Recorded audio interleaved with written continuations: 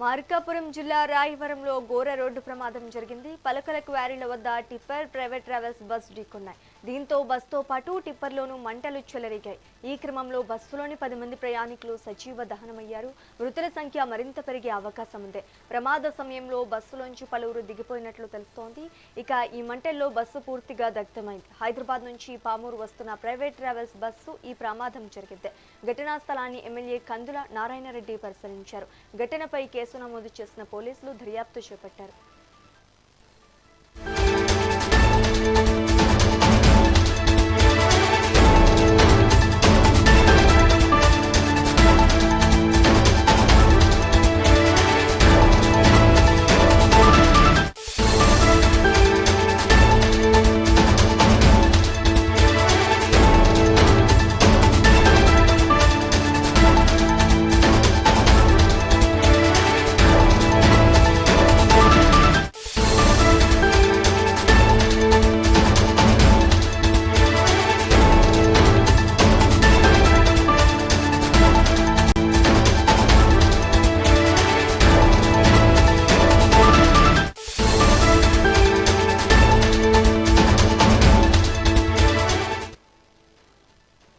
మార్కాపురం జిల్లా రాయవరంలో ఘోర రోడ్డు ప్రమాదం జరిగింది. పలకల క్వారీల వద్ద టిప్పర్, ప్రైవేట్ ట్రావెల్స్ బస్సు ఢీకొన్నాయి. దీంతో బస్సుతో పాటు టిప్పర్లోనూ మంటలు చెలరేగాయి. ఈ క్రమంలో బస్సులోని 10 మంది ప్రయాణికులు సజీవ దహనమయ్యారు. మృతుల సంఖ్య మరింత పెరిగే అవకాశం ఉండటంతో ప్రమాద సమయంలో బస్సులోంచి పలువురు ప్రయాణికులు దిగిపోయారు. ఇక ఈ మంటల్లో బస్సు పూర్తిగా దగ్ధమైంది. హైదరాబాద్ నుంచి పామూరు వస్తున్న ప్రైవేట్ ట్రావెల్స్ బస్సు ఈ ప్రమాదం జరిగింది. ఘటనా స్థలాన్ని ఎమ్మెల్యే కందుల నారాయణరెడ్డి పరిశీలించారు. ఘటనపై కేసు నమోదు చేసిన పోలీసులు దర్యాప్తు చేపట్టారు. ఇక ఇదే అంశానికి సంబంధించి మరింత సమాచారం మా ఏపీ ఇన్పుట్ ఎడిటర్ నరేంద్ర అందిస్తారు. నరేంద్ర, చెప్పండి, వరుస బస్సు ప్రమాదాలకు కారణాలు ఏమై ఉండొచ్చు అంటారు? ఏదైతే మార్కాపురం జిల్లా రాయవరం సమీపంలో జరిగినటువంటి రోడ్డు ప్రమాదంపై పూర్తిగా ముఖ్యమంత్రి చంద్రబాబు నాయుడు దిగ్భ్రాంతి వ్యక్తం చేశారు. టిప్పర్, ప్రైవేట్ ట్రావెల్ బస్సులు రెండు కూడా ఢీకున్న ఘటనలో బస్సులోని పలువురు ప్రయాణికులు సజీవ దహనమయ్యారు. ఇది చాలా బాధాకరం అంటూ కూడా చంద్రబాబు నాయుడు ఆయన దానికి సంబంధించినటువంటి అధికార యంత్రాంగాన్ని కూడా అప్రమత్తం చేసి దానికి తగిన విధంగానే పూర్తి స్థాయిలో అక్కడ గాయపడిన వారిని మెరుగైన వైద్యం కోసం దగ్గరలోని ఆసుపత్రులకు తరలించారు. పోలీసు యంత్రాంగాన్ని అంతా కూడా అప్రమత్తం చేశారు. ఒక పక్క ఏదైతే ఈ రోజు ఉదయం తెల్లవారుజామున జరిగినటువంటి 5 గంటల ఆ సమయంలో పూర్తిగా ప్రైవేట్ ట్రావెల్స్ బస్సు వస్తున్నటువంటి సమయంలో టిప్పర్ ని ఢీకొని ఒక పక్క టిప్పర్ కూడా పడిపోవడం, దాంతో పాటు బస్సు కూడా వెంటనే మంటలు అంటుకోవడంతో ఆ బస్సులో ఉన్నటువంటి 10 మంది వరకు కూడా సజీవ దహనమైనట్టు ప్రాథమికంగా మనకైతే కొంత సమాచారం అందుతుంది. ఆ మృతుల సంఖ్య కూడా మరికొంత పెరిగేటువంటి అవకాశం ఉందంటూ అధికారులు తగిన విధంగానే అక్కడ ఉన్నటువంటి వారందరూ కూడా సహాయ సహకారాలు అందిస్తూ ఉన్నారు. ఏదైతే ఈ టిప్పర్ గ్రావెల్ కి సంబంధించినటువంటి టిప్పర్ ని ఢీకొట్టడం జరిగింది. ఢీకొట్టిన వెంటనే అవన్నీ కూడా రోడ్డు మీద పడిపోయాయి. ఆ రోడ్డు మీద పడిపోయి ఆ పక్క రోడ్డు అంతా కూడా పూర్తిగా దానికి సంబంధించినటువంటి సహాయ సహకారాలు అందించేందుకు కూడా కొంత ఇబ్బందికరంగా మారింది. మరో పక్క వెంటనే స్థానిక ఎమ్మెల్యే కందుల నారాయణ రెడ్డి ఆ ప్రాంతానికి చేరుకొని అక్కడ ఉన్నటువంటి ఎవరైతే గాయపడిన వారికి, అదే విధంగా ఈ బస్సు ప్రమాదానికి సంబంధించి కూడా అధికారులను వెంటనే అప్రమత్తం చేసి దానికి తగిన విధంగానే అక్కడ సహాయ సహకారాలన్నీ కూడా అందిస్తూ ఉన్నారు. ఒక పక్క ఈ ప్రమాద ఘటన వెలుగులోకి వచ్చిన తర్వాత జిల్లా అధికార యంత్రాంగం అంతా కూడా ఉరుకులు పరుగుల మీద సంఘటన స్థలానికి చేరుకొని ఆ మంటల్ని అదుపులోకి తీసుకొచ్చేటువంటి ప్రయత్నం చేశారు. అక్కడ గాయపడిన వారిని కూడా ఆసుపత్రికి తరలించారు. ముఖ్యంగా ఆ బస్సులో నుంచి ఇంకా ఎక్కువ మంది ఈ ప్రమాదంలో సజీవ దహనం కాకుండా అక్కడ ఉన్నటువంటి స్థానికులైతే కాపాడేందుకు గట్టిగా ప్రయత్నాలు చేశారు. అందులో చాలా మందిని బయటికి తీసుకురావడం జరిగింది. ఇంకా ఇప్పటికీ 10 మంది వరకు కూడా సజీవ దహనమైనట్లు కూడా పూర్తిగా ప్రాథమికంగా వాళ్ళకి కొంత సమాచారం అయితే ఉంది. ఇంకా ఎంతమంది అసలు బస్సులో మొత్తం ఎంతమంది ఉన్నారు, ఏ ప్రాంతాలకు చెందిన వాళ్ళు, ఎవరు అనే దాని మీద కూడా ఇప్పుడు ఫోకస్ పెట్టారు. ఆ బస్సు విజయవాడ చేరుకోవాల్సినటువంటి సమయంలో మార్గ మధ్యంలో మార్కాపురం దగ్గర, రాయవరం దగ్గర జరిగినటువంటి ప్రమాదం వల్ల ఆ ప్రమాద తీవ్రత కూడా ఏ స్థాయిలో ఉందో అక్కడ ఆ విజువల్స్ అన్ని కూడా చూస్తే మనకు అర్థమవుతుంది. నరేంద్ర, ఆర్టీఏ అధికారులు తనిఖీలు చేయడంలో విఫలమవుతున్నారంటారా? ఏదైతే ఈ రోజు ఉదయం ఆ దీనికి సంబంధించినటువంటి బస్సు ప్రమాదం జరిగినటువంటి తీరు గాని, ఆ బస్సు ప్రమాదంలో ఆ, దానికి సంబంధించినటువంటి ఆ, ప్రయాణికులు సజీవ దహనమైనటువంటి విధానము, ముఖ్యంగా ప్రమాదం జరిగిన వెంటనే మా బస్సు అంతా కూడా మంటలు అంటుకొని అందులో 10 మంది సజీవంగా దహనమయ్యారు అంటే అక్కడ ఆ ప్రమాద తీవ్రత ఏ విధంగా ఉందో మనం అర్థం చేసుకోవచ్చు. టోల్ గేట్ కి దగ్గరలోనే ఈ ప్రమాదం జరిగింది కాబట్టి అక్కడ ఉన్నటువంటి వారు కూడా వెంటనే దీనికి సంబంధించి సహాయ సహకారాలు అందించేందుకు ముందుకు వెళ్లారు. ఉదయం 6 గంటల సమయంలో ఈ ప్రమాదం జరిగింది. దానికి సంబంధించి ప్రమాదం జరిగిన వెంటనే అక్కడ ఉన్నటువంటి స్థానికులు కూడా వీడియోలు తీశారు. వీడియోలు తీసి అక్కడ ఉన్నటువంటి వారందరినీ కూడా తర్వాత ఆ బస్సులో అంత పెద్ద ఎత్తున మంటలు అంటుకున్నప్పటికీ వాళ్ళని బయటికి తీసుకొచ్చేందుకు గట్టిగా ప్రయత్నాలు చేశారు. బస్సు కూడా పూర్తిగా దహనం అయిపోయింది. తర్వాత కూడా మనం విజువల్ చూడొచ్చు, అసలు బస్సు ఏ స్థాయిలో దహనం అయిపోయిందో. అంత తీవ్రమైనటువంటి మంటలు అంత వేగంగా అంటుకోవటం వల్ల ఈ 10 మంది లోపల సజీవ దహనం అయిపోయారు. వాళ్ళు ఏ ప్రాంతాలకు చెందిన వాళ్ళు ఏంటనేది కూడా ఇప్పుడు ఫోకస్ పెట్టారు. జగిత్యాల నుంచి విజయవాడ వస్తున్నటువంటి ఈ ప్రైవేట్ ట్రావెల్స్ బస్సు ఆ, పూర్తిగా కూడా దగ్ధం అయిపోయింది. దాంట్లో ఉన్నటువంటి వారు కూడా చనిపోయారు. అసలు బస్సులో ఎంతమంది ప్రయాణికులు ఉన్నారు, వాళ్ళు ఎవరెవరు, ఎక్కడెక్కడికి వెళ్తున్నారు, అందులో ఎంతమంది సజీవ దహనం అయ్యారు, ఎవరెవరికి గాయాలయ్యాయి, ఇంకా ఎంతమంది మిస్ అయ్యారు అనే దాని మీద ఇప్పుడు అధికారులు ఫోకస్ పెట్టారు. దానికి సంబంధించి మరి కాసేపట్లోనే పూర్తి స్థాయిలో సమాచారం అందేటువంటి అవకాశం ఉంది. ఇప్పటికే వరుసగా రోడ్డు ప్రమాదాల్లో ఈ బస్సులో ప్రయాణికులు సజీవ దహనం అవుతున్నటువంటి నేపథ్యంలో, అగ్ని ప్రమాదాలు జరుగుతున్నటువంటి నేపథ్యంలో ఎప్పటికప్పుడు అధికారులు అయితే తనిఖీలు నిర్వహిస్తూనే ఉన్నారు. తాజాగా ఇక్కడ జరిగినటువంటి ఈ టిప్పర్ ఢీ కొట్టినటువంటి సంఘటనలో కూడా బస్సు వెంటనే కాలిపోవటం, ఆ బస్సులో ఉన్నటువంటి వాళ్ళు కూడా సజీవ దహనం అవటం ఇప్పుడు పెద్ద ఎత్తున చర్చకు దారితీస్తుంది. అధికార యంత్రాంగం అంతా కూడా అప్రమత్తమైంది. దానికి తగిన విధంగానే వాళ్ళంతా కూడా అక్కడ సహాయ సహకారాలు అందిస్తున్నారు. నరేంద్ర, అదే విధంగా ప్రభుత్వం ఏమైనా ఎక్స్గ్రేషియా ప్రకటించే అవకాశం ఉందంటారా? ఇప్పటికే ఏదైతే ఈ ప్రమాదం జరిగిన వెంటనే రాష్ట్ర ప్రభుత్వం అయితే వేగంగా స్పందించింది.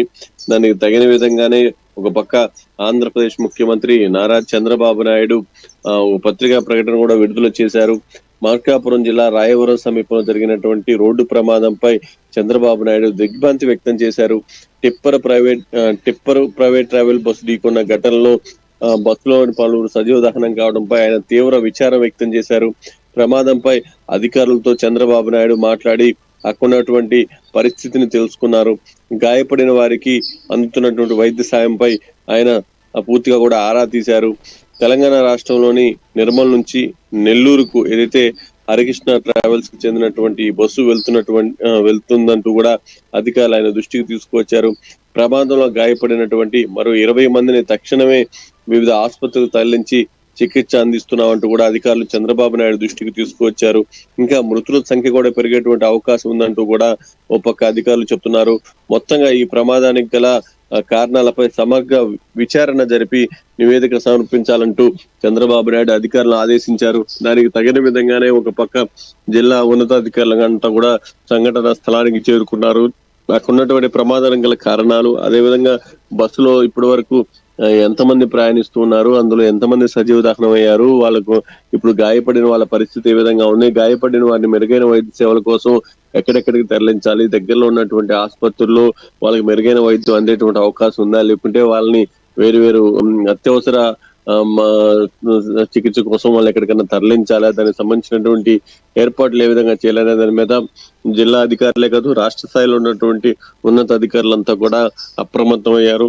ఈ ప్రమాదం జరిగినటువంటి తీరు గానీ, ఆ ప్రమాదంలో సజీవ దహనమైనటువంటి విధానం గానీ ఇవన్నీ కూడా చూస్తుంటే ఒకసారి మనం అర్థం చేసుకోవచ్చు. ప్రమాదం జరిగిన తర్వాత ఎక్కువ సమయం కూడా అక్కడ దొరకకపోవడం, జరిగిన వెంటనే పెద్ద ఎత్తున మంటలు అంటుకోవటం, ఆ మంటల్లో ఉన్నటువంటి బస్సులో తెల్లవారుజామున కావడంతో అందరూ చక్కగా నిద్రపోతూ ఉంటారు ప్రయాణికులంతా కూడా.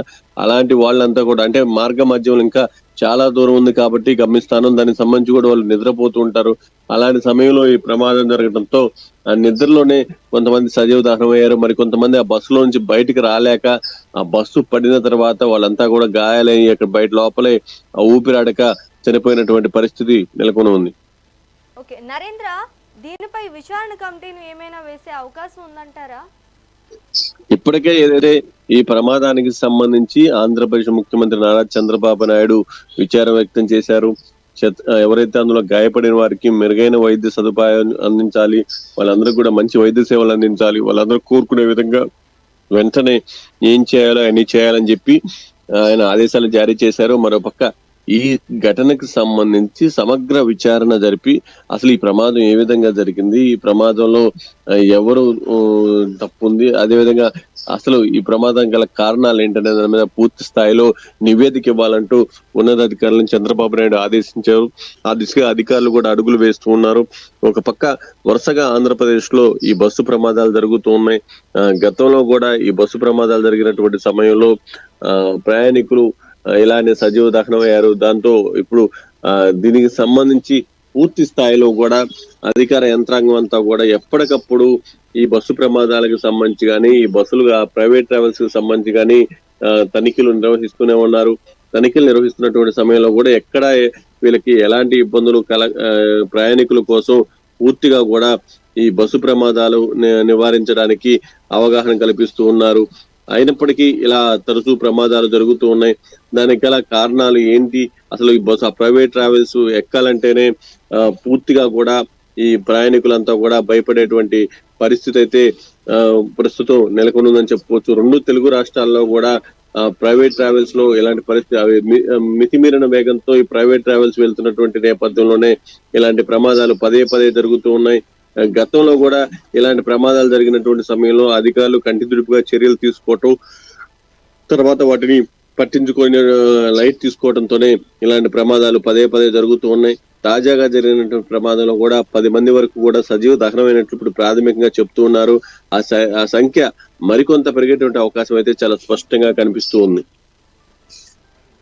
నరేంద్ర, అదే విధంగా టిప్పర్ లారీలో ఎవరెవరు ఉన్నారనేది ఏమన్నా తెలుస్తుందా? ఇప్పుడు వాళ్ళ పరిస్థితి ఎలా ఉంది?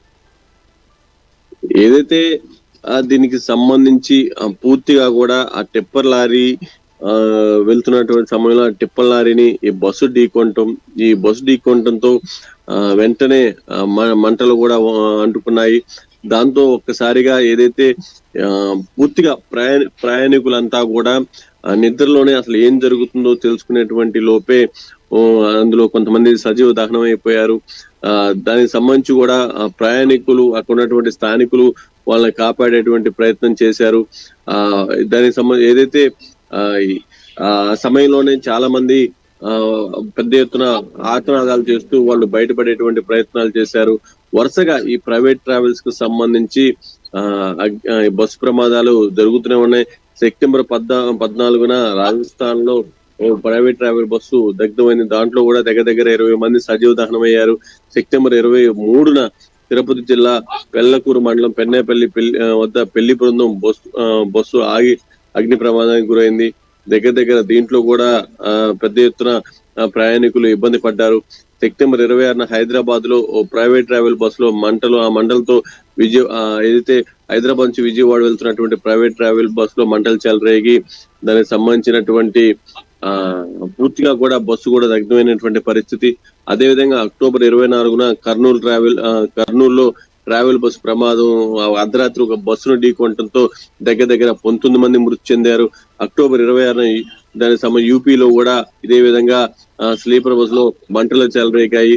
అదే విధంగా అక్టోబర్ 29న మహారాష్ట్రలో ఇలాగా నిత్య కృత్యమైపోయింది. ఒక పక్క దీనికి సంబంధించినటువంటి బస్సు ప్రమాదాలు, ఆ బస్సు ప్రమాదాలతో ప్రయాణికుల ప్రాణాలన్నీ కూడా గాల్లో కలిసిపోవటం.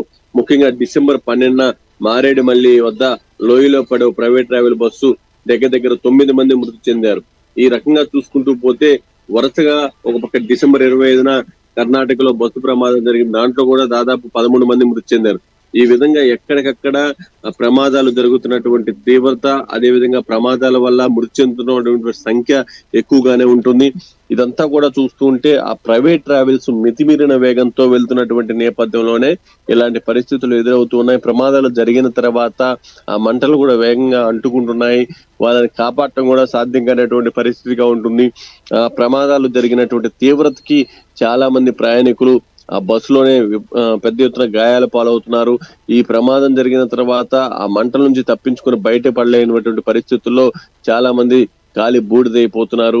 ఇవన్నీ కూడా పూర్తిగా ప్రభుత్వం పదే పదే వాళ్ళకి హెచ్చరికలు జారీ చేస్తున్నప్పటికీ అక్కడ ఆ ప్రైవేట్ ట్రావెల్స్ డ్రైవర్లు మితిమీరిన వేగంతో వెళ్ళటం, అదే విధంగా ఆ ప్రమాదాలు జరిగిన తర్వాత కూడా బస్సులో ఉన్నటువంటి ఇరుకైనటువంటి ప్రాంతాల వల్ల ప్రయాణికులు బయటపడలేనటువంటి పరిస్థితి, అందులో ఉన్నటువంటి మెటీరియల్ ఏదైతే త్వరగా మంటలు అంటుకోవటం, ఇవన్నీ కూడా ప్రయాణికుల ప్రాణాల పాలిటి పూర్తి స్థాయిలో కూడా నష్టం కలిగిస్తున్నాయని చెప్పుకోవచ్చు.